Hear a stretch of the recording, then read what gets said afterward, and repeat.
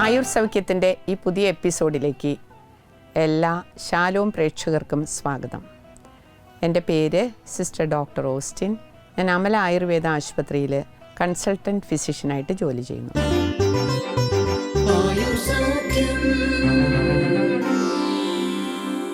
ഈ എപ്പിസോഡ് ആരംഭിക്കുന്നതിന് മുമ്പ് ഒരു ബൈബിൾ ഉദ്ധരണി പറഞ്ഞുകൊണ്ട് ഞാൻ ആരംഭിക്കുകയാണ്.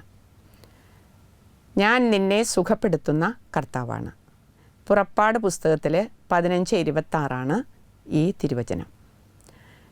നമുക്കെപ്പോഴും അറിയാം, അതായത് ദൈവത്തിൻ്റെ കരുണയില്ലാതെ സൗഖ്യം വരുന്നത് ഇങ്ങനെ ഒരു പഴമൊഴിയിലൂടെ പറയാണ്. പഴമൊഴിയല്ല, ഒരു വേർഡിങ്സ് ഉണ്ട്.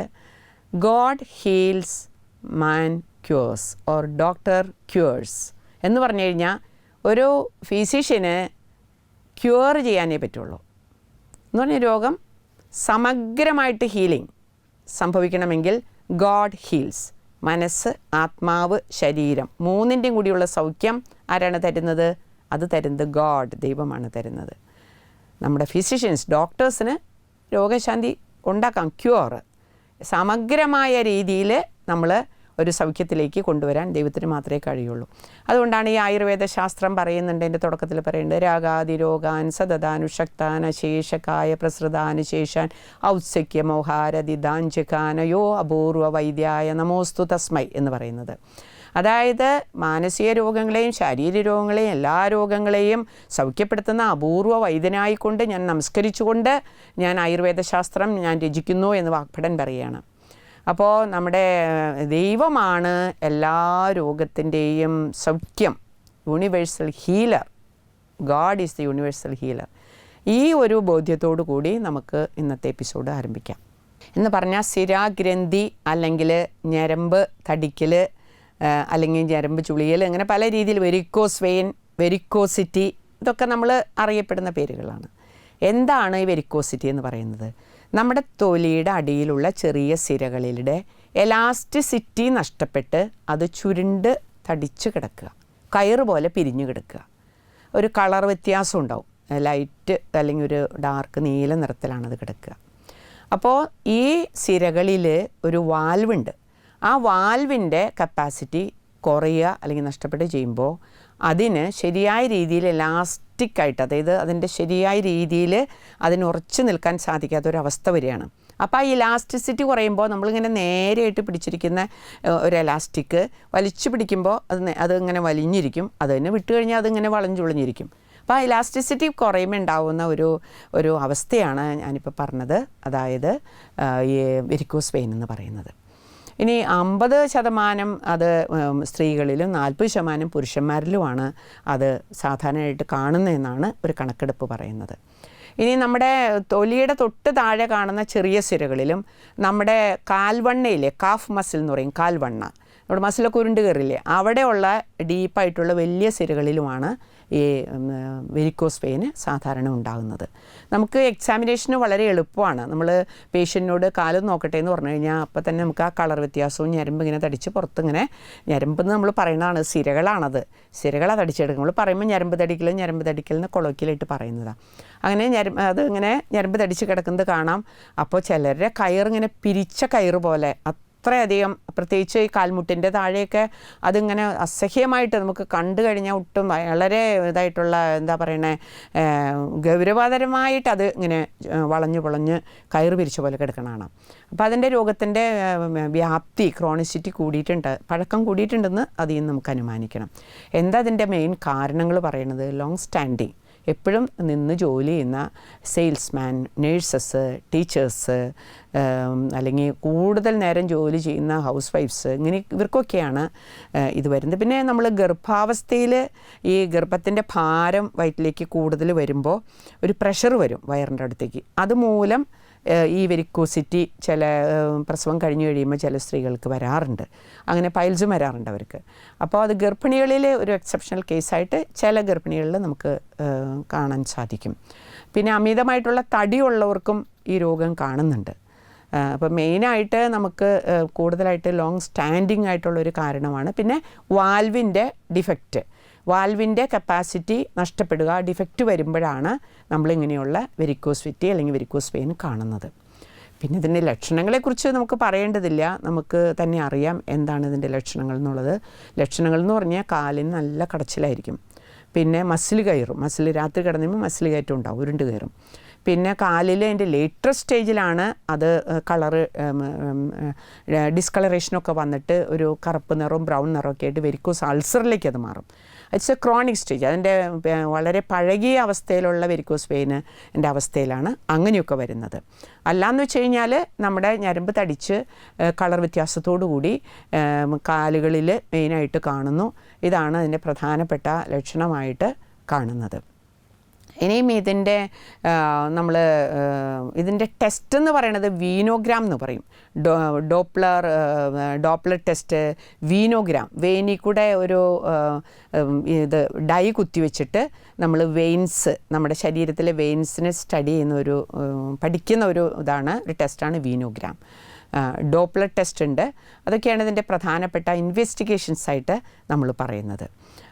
പിന്നെ നമ്മൾ ഇതിനെക്കുറിച്ച് നമ്മൾ പറയുമ്പോൾ ഇതിൻ്റെ ലൈൻ ഓഫ് ട്രീറ്റ്മെൻറ്റ് എന്താണെന്നുള്ളത് ഒരു പ്രധാനപ്പെട്ട കാര്യമാണ്. നമ്മുടെ ഹോസ്പിറ്റലിലേക്ക് രോഗികൾ വരുമ്പോൾ മൈനർ ഫോമിൽ ചെറിയ വെരിക്കോസിറ്റി ഉള്ളൂ എങ്കിൽ നമ്മൾ അത് അത്രയും അങ്ങോട്ട് മെഡിസിൻസ് കൊണ്ട് നമ്മൾ ശമിപ്പിക്കാമെന്ന് പറയും. എന്ന് പറഞ്ഞാൽ നമ്മൾ സാധാരണ കൊടുക്കുന്നത് സഹചരാതി കഷായമാണ്. സഹചരാതി തൈലം, ആവർത്തിച്ച തൈലം 7 തുള്ളി ചേർത്തിട്ട് സഹചരാതി കഷായം കൊടുക്കും. അഷ്ടവർഗം കഷായം കൊടുക്കും ഇതിന്.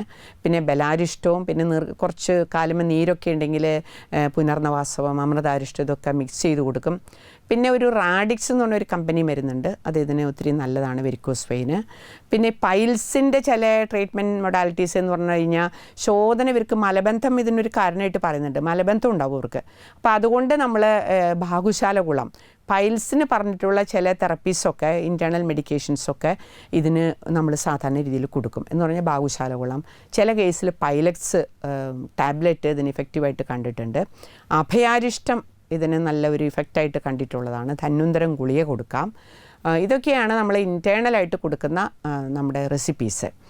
ഇനി ഇതിന് നമ്മൾ എന്തൊക്കെയാണ് നമ്മൾ പഞ്ചകർമ്മ ട്രീറ്റ്മെൻറ്റായിട്ട് കൊടുക്കുന്നതെന്ന് പറഞ്ഞു കഴിഞ്ഞാൽ, നമ്മൾ പ്രതിലോമമായിട്ട് വേണം ഇതിൻ്റെ മസാജ് ചെയ്യാനായിട്ട്. അത് ഓപ്പോസിറ്റ് ഡയറക്ഷൻ, നമ്മൾ മുകളിൽ നിന്ന് താഴത്തേക്കല്ല, താഴേന്ന് മുകളിലേക്കാണ് നമ്മൾ മസാജ് കൊടുക്കേണ്ടത്. അപ്പോൾ പ്രതിലോമമായിട്ട് സഹചരാതി തൈലം ഉപയോഗിക്കാം. ചില കേസിൽ ശക്തിയായ വേദനയും കട്ടുകഴുപ്പും ഉണ്ടെങ്കിൽ നമ്മൾ കർപ്പൂരാതി ആഡ് ചെയ്യാം.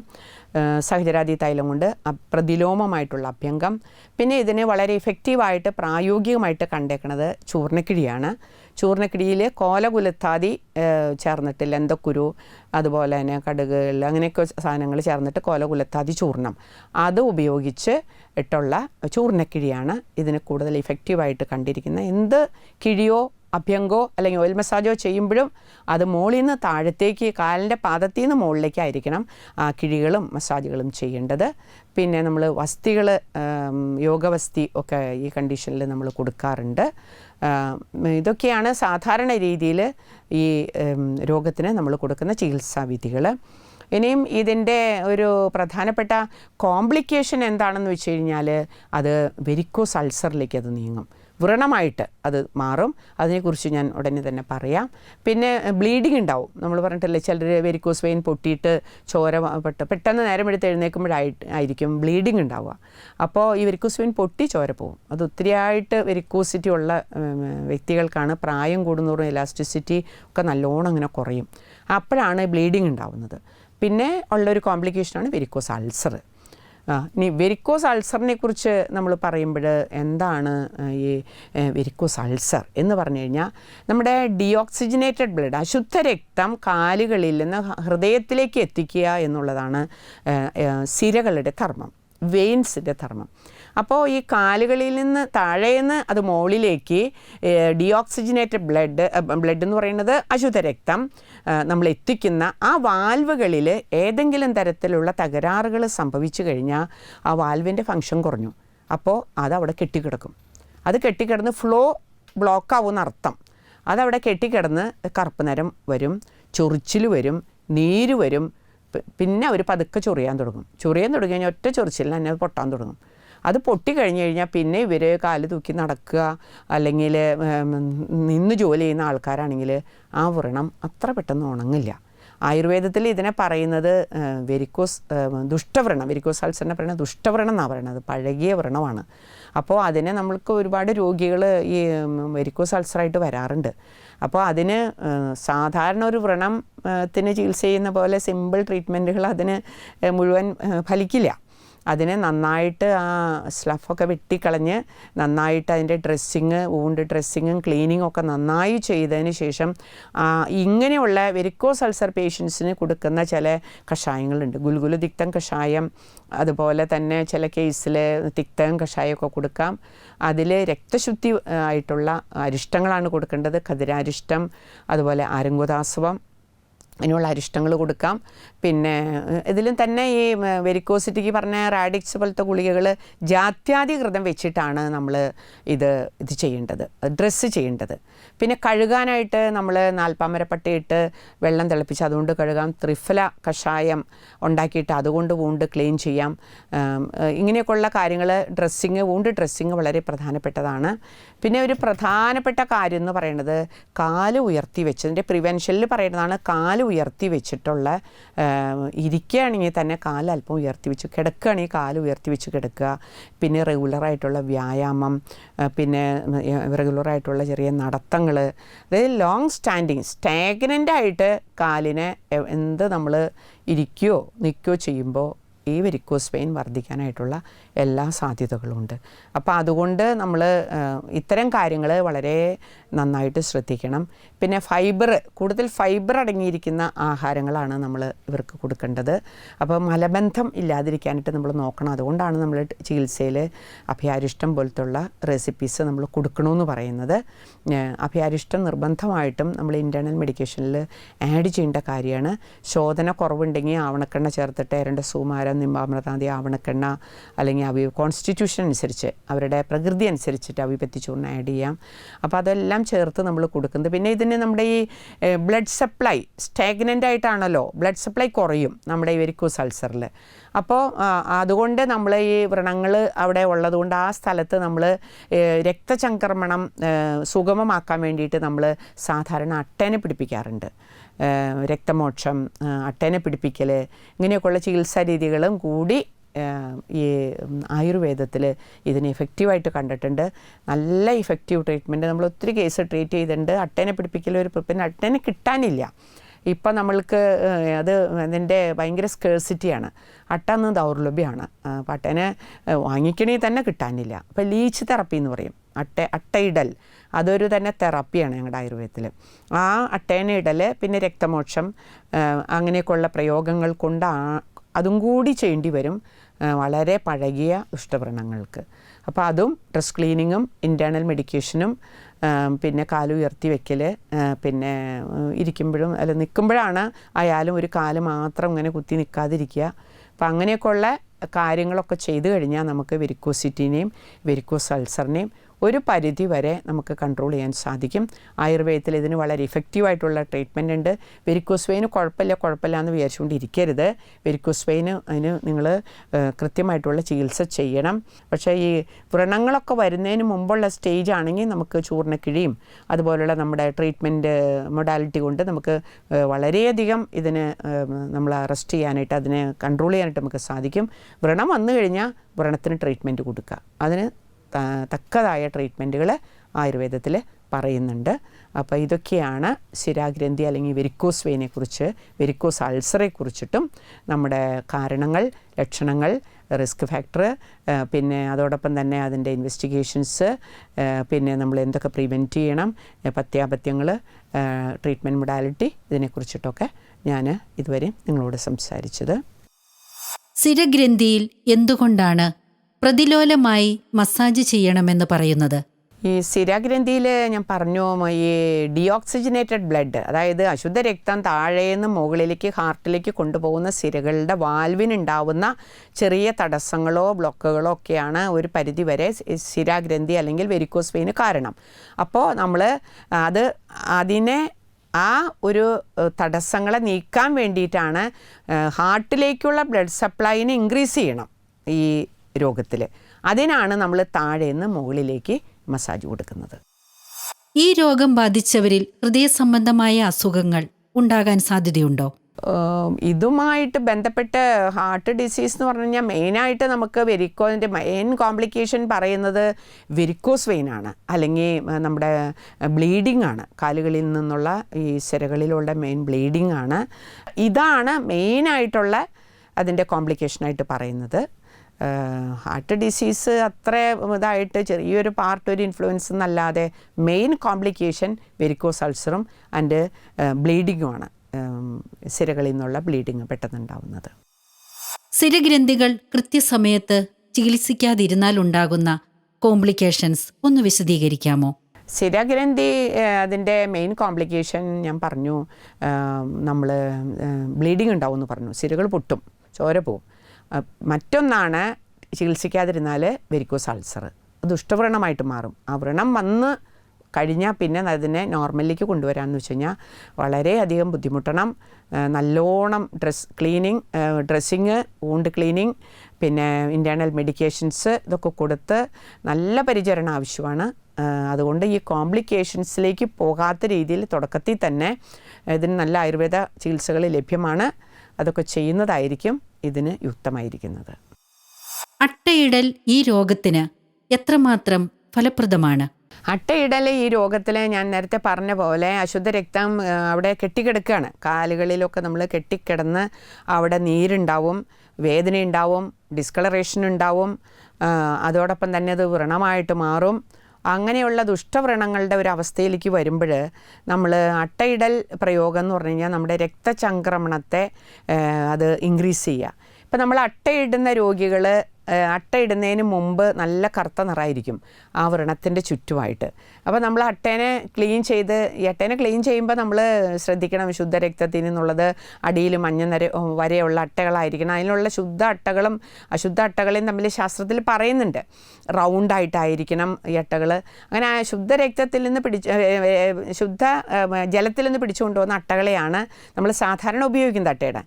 അപ്പോൾ ഈ അട്ടയിടൽ പ്രയോഗം നമ്മൾ ചെയ്യുമ്പോൾ അതിനകത്ത് നമ്മൾ അതിന് മുമ്പുള്ള ആ കാലുകളിലെ ഡിസ്കളറേഷൻസ് അല്ലെങ്കിൽ നിറവ്യത്യാസവും അട്ട ബ്ലഡ് ഇങ്ങനെ സക്ക് ചെയ്തുകൊണ്ടിരിക്കുക. അശുദ്ധരക്തമാണ്. ശുദ്ധാശുദ്ധ രക്തങ്ങളിൽ നിന്ന് അട്ട അശുദ്ധ രക്തത്തെ പാനം ചെയ്യുന്നു എന്നാണ് ആയുർവേദത്തിൽ പറയുന്നത്.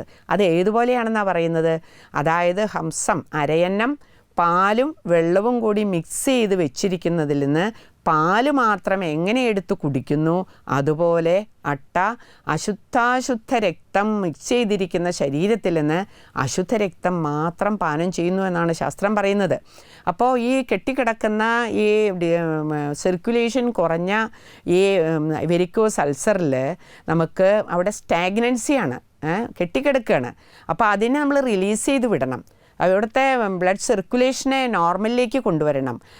അങ്ങനെയൊക്കെയുള്ള ഒരു കണ്ടീഷൻ വന്നു കഴിയുമ്പോൾ നമ്മൾ അട്ടേനെ ഇടുമ്പോൾ ആ സർക്കുലേഷൻ ഇമ്പ്രൂവ് ചെയ്യും. അവിടെയുള്ള ആ ഡീഓക്സിജനേറ്റഡ് ബ്ലഡ് പുറത്തേക്ക് നമ്മൾ അട്ട വലിച്ചെടുക്കും.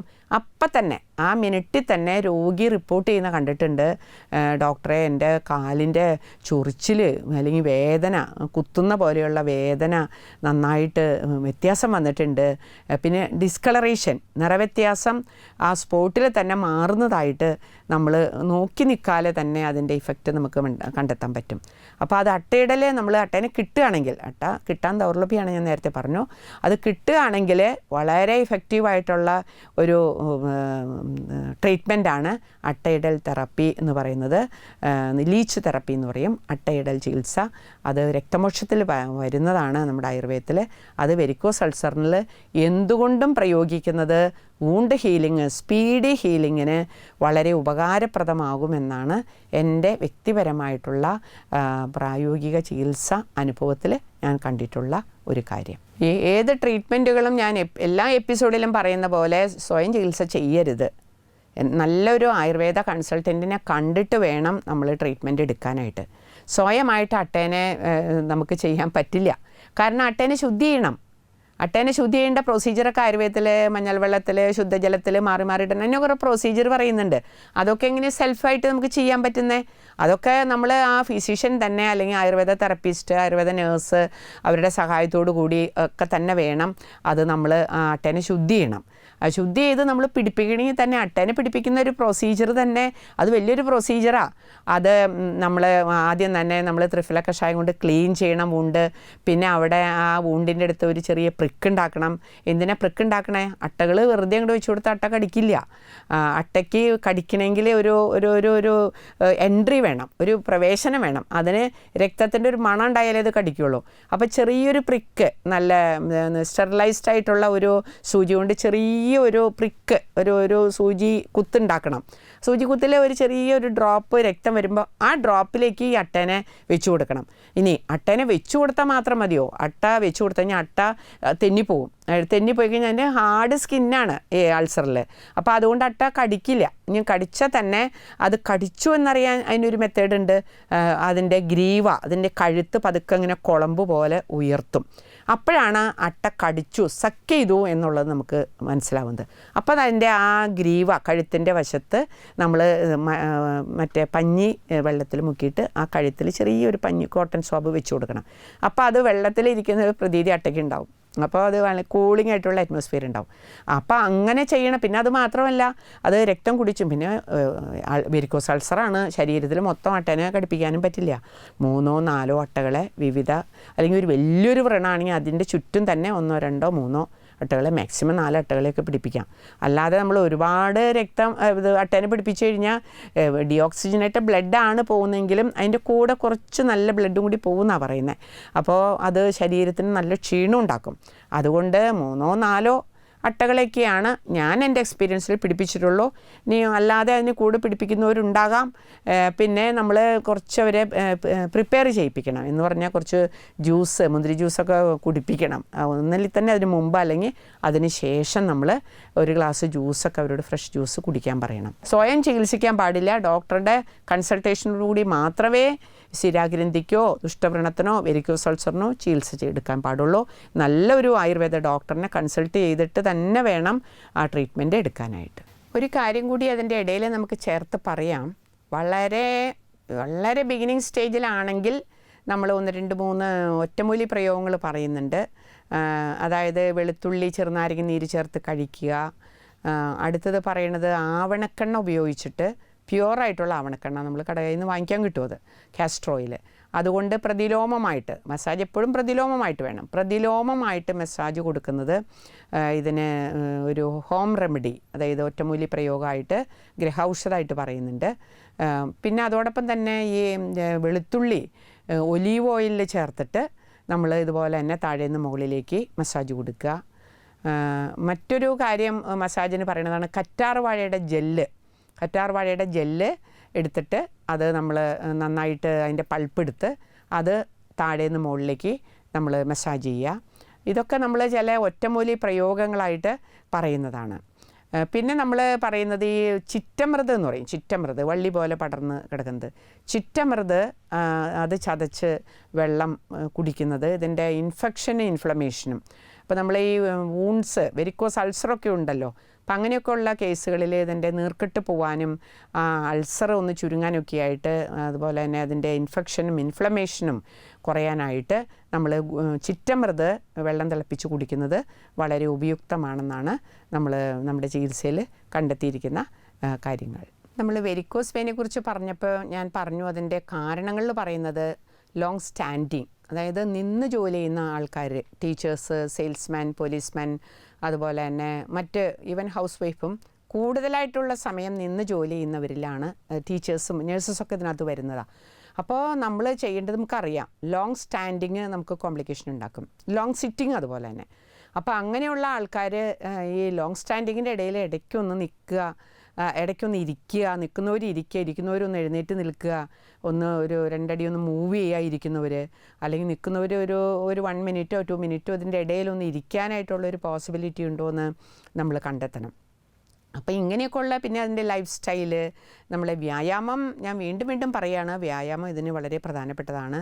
നമ്മുടെ എല്ലാ സന്ധികളെയും ഒന്ന് അനക്കിയിട്ടുള്ള ഏർലി മോർണിംഗ് ഉള്ള വ്യായാമം, അല്ലെങ്കിൽ തന്നെ ഒരു മോർണിംഗ് വാക്ക്, ഒരു 15 to 30 മിനിറ്റ്സ് വാക്ക്, ഇതൊക്കെ നമ്മുടെ ലൈഫിൽ. പിന്നെ ഭക്ഷണങ്ങൾ, നമ്മൾ നാരുകൾ ചേർന്നിട്ടുള്ള ആഹാരങ്ങൾ, ഫാസ്റ്റ് ഫുഡുകളുടെ ഉപേക്ഷ, ഫാസ്റ്റ് ഫുഡ് ഒഴിവാക്കുക. പിന്നെ അതുപോലെ തന്നെ ഫ്രഷായിട്ടുള്ള ഫ്രൂട്ട്സുകൾ, ഒരുപാട് ഫ്രിഡ്ജിൽ വെച്ച് ചൂടാക്കിയിട്ട് കഴിക്കുന്ന ആഹാരങ്ങൾ, ഇതൊക്കെ നമ്മൾ ഒന്ന് വർജിക്കേണ്ടതും കുറയ്ക്കേണ്ടതും ഇന്നത്തെ ലൈഫ് സ്റ്റൈൽ ഡിസീസിൽ വളരെ ആവശ്യമായിട്ട് വന്നിരിക്കുന്ന ഒരു കാര്യമാണ്. അപ്പോൾ ഈ ഒരു ഡിസീസിനെ കുറിച്ച് കൂടുതലായിട്ട് ഞാൻ ഏകദേശം കാര്യങ്ങൾ ഞാൻ എക്സ്പ്ലെയിൻ ചെയ്തു. അപ്പോൾ എന്നെ ശ്രവിച്ചിരുന്ന നിങ്ങൾക്ക് ഞാൻ നന്ദി പറയുകയാണ്. നിങ്ങൾക്ക് ആയുരാരോഗ്യങ്ങൾ ആശംസിക്കുകയാണ്. ഇനി നമുക്ക് അടുത്ത ഒരു എപ്പിസോഡിൽ വീണ്ടും കാണാം. ആയുർ സൗഖ്യത്തിൽ വരുന്ന വിഷയങ്ങളുമായി ബന്ധപ്പെട്ട സംശയങ്ങൾക്കും അഭിപ്രായങ്ങൾക്കുമായി ബന്ധപ്പെടുക 9188303000.